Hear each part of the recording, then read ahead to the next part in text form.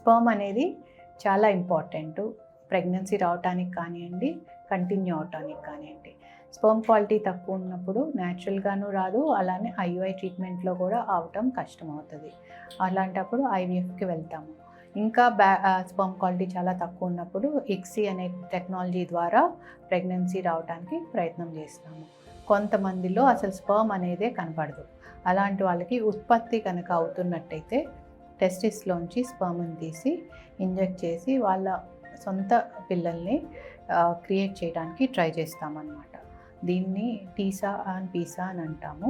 So sperm లేని వాళ్ళకు కూడా సొంత పిల్లలు పుట్టే అవకాశం ఈ టెక్నాలజీ ద్వారా లభిస్తుంది.